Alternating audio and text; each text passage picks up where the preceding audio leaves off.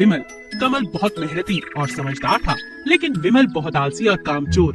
एक दिन, विमल, मैं कल सुबह अपने खेतों के आलू बेचने के लिए शहर जाऊंगा, क्या तुम चलोगे मेरे साथ? हाँ चलूंगा, पर तुम मुझे बाजार से कचौरी खिलाना। हाँ हाँ, खिला दूंगा, तुम चलो तो। वो दोनों अगली सुबह शहर की ओर चल पड़ते हैं। शाम तक सारे आलू बेचकर जंगल के रास्ते से वापस आते हैं। तभी उन्हें जंगल में एक तेज रोशनी दिखाई देती है। विमल, देख कितनी तेज रोशनी, चल चलकर देखते हैं। ओहो, मुझे तो आलस आ रहा है, पर चलो तुम्हारे साथ चलता हूँ। दोनों रोशनी का पीछा करते हुए एक बड़े से बरगद के पेड़ पर पहुँचते हैं। पेड़ में से बहुत ज्यादा रोशनी आ रही थी। पेड़ के नीचे एक दरवाजा था। जैसे ही वो पेड़ के पास पहुँचते हैं, दरवाजा खुल जाता है। दोनों अंदर चले जाते हैं। अरे वाह, यहाँ तो बहुत सा सोना रखा है, ये जगह तो पहले कभी नहीं देखी। हाँ भाई, ये देख, यहाँ एक दादाजी बैठे हैं। नमस्ते दादाजी। आओ कमल और विमल। कैसे हो बच्चों? दादाजी, आपको हमारा नाम कैसे पता? मुझे बहुत प्यास लगी है, पहले मुझे थोड़ा पानी पिलाओ। हाँ दादाजी, मैं अभी लाया। कमल ने दादा को पानी पिलाया और विमल ने उनके पैर दबाने शुरू कर दिए। बेटा, तुम लोग बहुत अच्छे हो। ये लो मेरे बच्चों, ये पौधे ले लो। तुम्हारे सभी दुख दर्द दूर हो जाएंगे। हमें अपने जीवन में एक पेड़ कम से कम लगाना ही चाहिए। कमल और विमल दोनों पौधों को लेकर चल पड़े। कमल, तुमने देखा कि वहाँ कितना सारा धन होते हुए भी उस बूढ़े आदमी ने हमें बस एक पौधा दे दिया। अरे नहीं, ऐसा मत सोचो, जो भी उन्होंने दिया वही हमारा इनाम है। नहीं, मैं अभी वापस जाता हूँ और सोना लेकर आता हूँ। विमल वो पौधा वहीं फेंक पेड़ पर वापस चला गया, पर उसे अब वो दोबारा दरवाजा नहीं दिखा। उसे खाली हाथ वापस लौटना पड़ा। मगर कमल ने जाकर वो पौधा अपने आंगन में लगा दिया।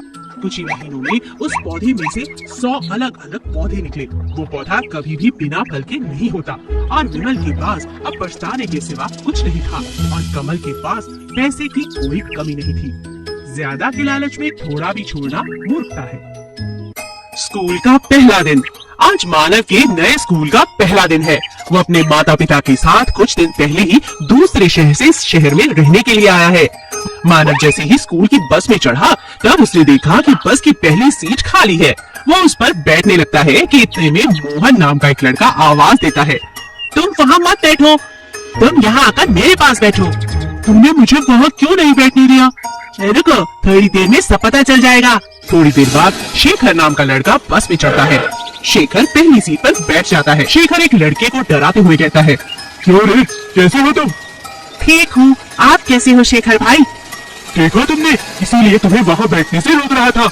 तुम्हारा धन्यवाद दोस्त, अगर तुम न होते तो मेरा पहला दिन आखिरी दिन बन जाता। स्कूल खत्म होने के बाद वे घर आते हैं।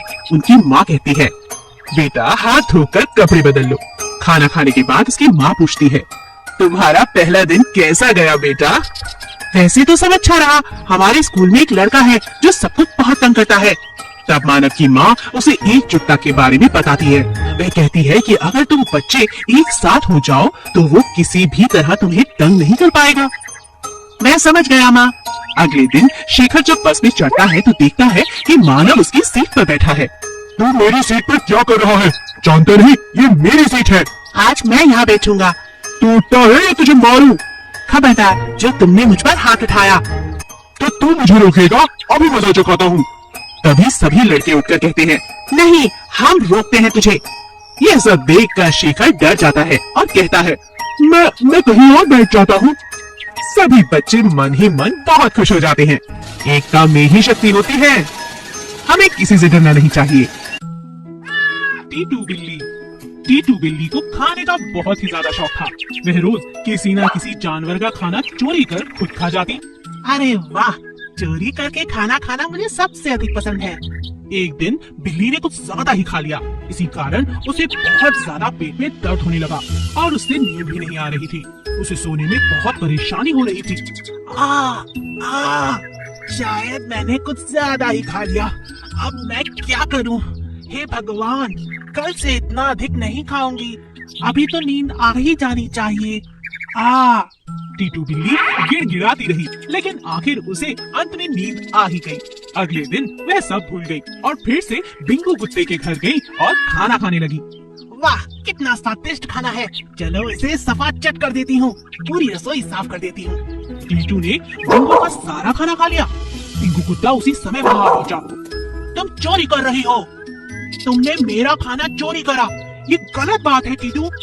कितनी बार जंगल के सभी लोग तुम्हें ये बात समझा चुके हैं कि अपना खाना स्वयं ढूंढो, मगर तुम दूसरों के घर में घुस के उनका खाना खा जाती हो। आज मैं तुम्हें नहीं छोड़ूंगा। टिंकू कुत्ता उसके पीछे भागता है, बिल्ली आगे आगे भागती है।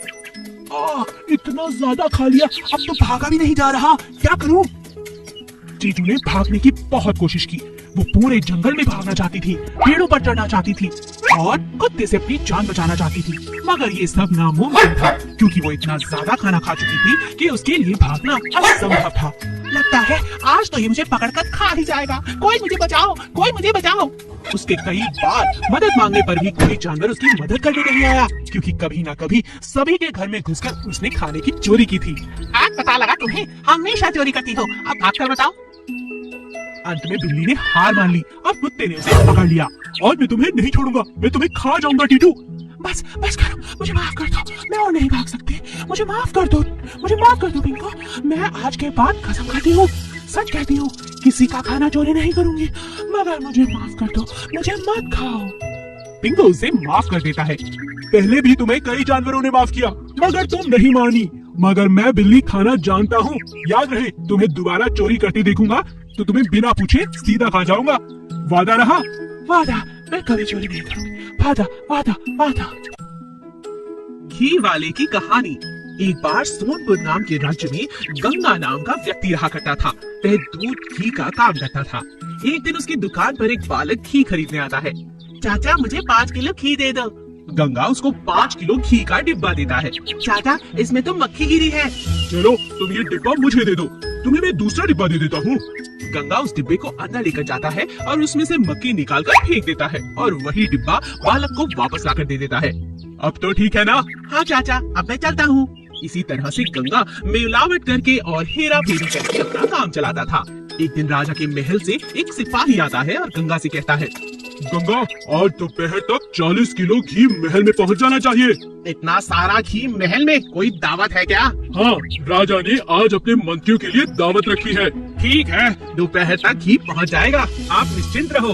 सिपाही के चले जाने के बाद गंगा अपने नौकर को आवाज देता है, जल्दी से काम पर लग जाओ, हमें महल में दोपहर तक 40 किलो घी भेजना है। मालिक, इतना घी बनाने के लिए तो हमारे पास दूध ही नहीं है।